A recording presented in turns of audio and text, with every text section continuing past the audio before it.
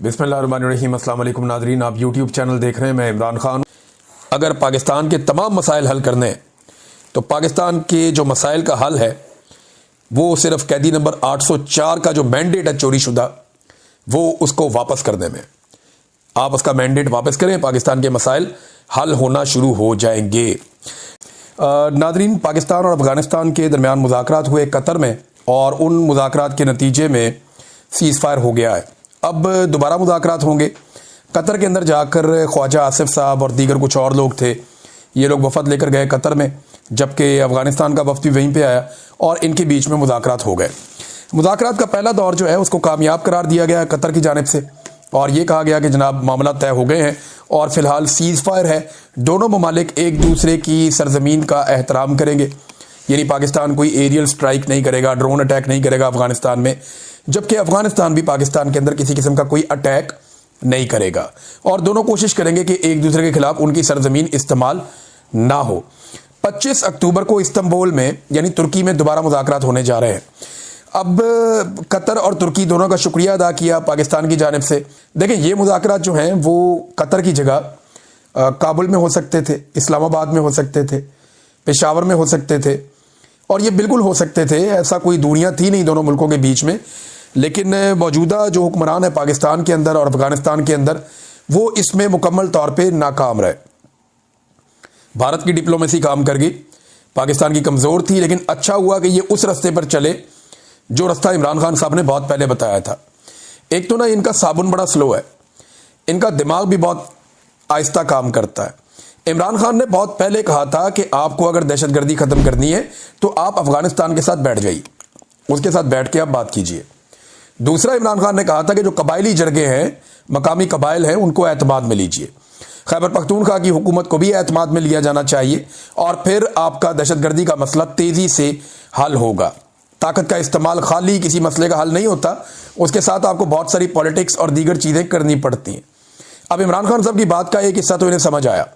इन्होंने अफगानिस्तान के साथ मुज़ाकरात शुरू किए, लेकिन तब शुरू किए जब काफ़ी पानी पुलों के नीचे से बह गया था।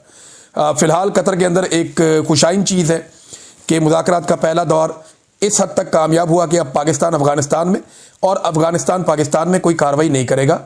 दोनों के मज़ीद फ़ौजी शहीद नहीं होंगे और एक दूसरे के ऊपर हमला नहीं किया जाएगा। उम्मीद करते हैं कि आने वाले दिनों में ट्रेड के रास्ते भी खुल जाएंगे और पाकिस्तान और अफगानिस्तान के बीच में हालात नॉर्मलाइज होंगे।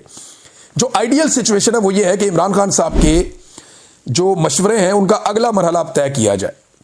खैबर पख्तूनख्वा की हुकूमत को इन्वॉल्व करें, प्रॉपर तरीक़ेकार बनाएं कि अफगान मुहाजिरीन वापस कैसे जाएंगे, उन्हें इज्जत के साथ वापस भेजें। आपने इतनी दहाइयों तक उनकी मेहमान नवाजी की है, अब आखिर में आकर आप दूध में मिंगने तो ना डालें। ये एक मिसाल है उर्दू की, ये दूध में मिंगने डाल देना, कि अगर आप किसी को इतनी आपने मेहमान नवाजी की है तो आखिरी वक्त में अगर आप इस तरह की हरकतें करेंगे तो एक बैड टेस्ट पैदा होगा। आखिर में जाके अपनी इतनी कुर्बानी, इतनी मेहमान नवाजी का आप सारा ज़ाया क्यों कर रहे हैं? लिहाजा उन्हें एहतराम के साथ वापस उनके मुल्क में भिजवाया जाए, बड़े तरीके से उनके साथ मामलात मैनेज किए जाएँ, और दोनों ममालिक मिलकर दहशतगर्दों के खिलाफ कार्रवाई करें। अफगानिस्तान को जो लोग मतलूब हैं पाकिस्तान उनके खिलाफ कार्रवाई करे, पाकिस्तान को जो लोग मतलूब हैं अफगानिस्तान उनके खिलाफ कार्रवाई करे। जब दोनों ममालिक की सरजमीन तंग हो जाएगी दहशतगर्दों के लिए, तो उनके पास दो रास्ते होंगे, या तो वो दीवार के साथ लग जाएंगे, उनको मरना पड़ेगा, या फिर उन्हें हथियार फेंकने पड़ेंगे और सरेंडर करना पड़ेगा सरकार के सामने।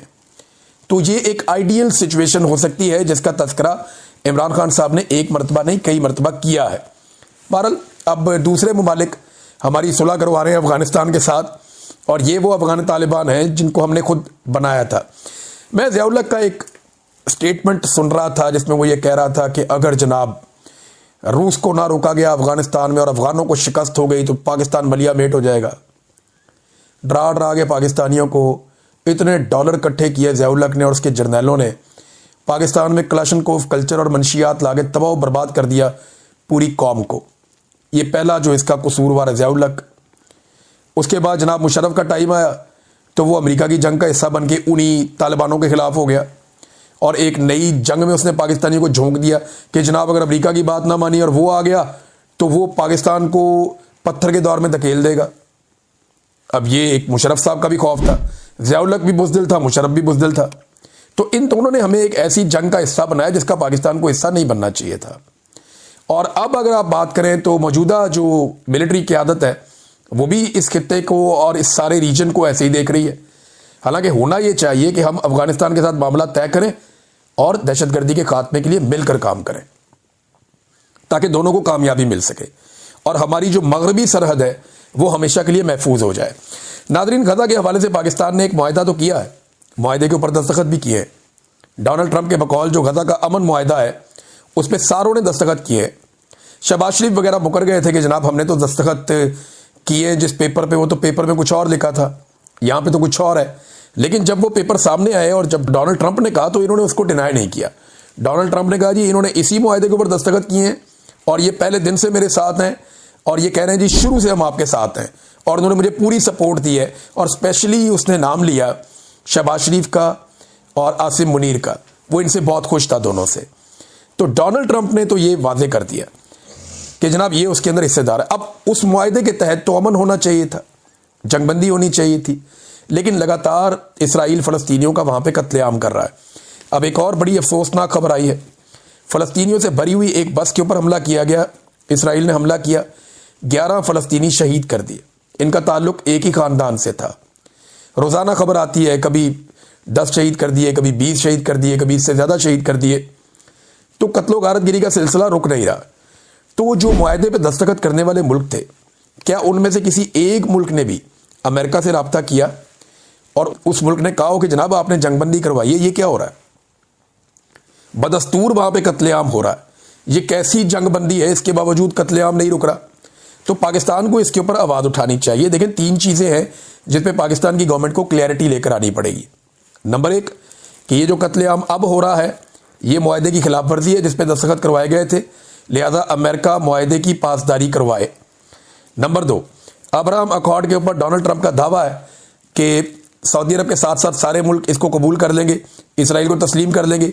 तो क्या पाकिस्तान करेगा या नहीं, इसमें क्लैरिटी लेकर आए।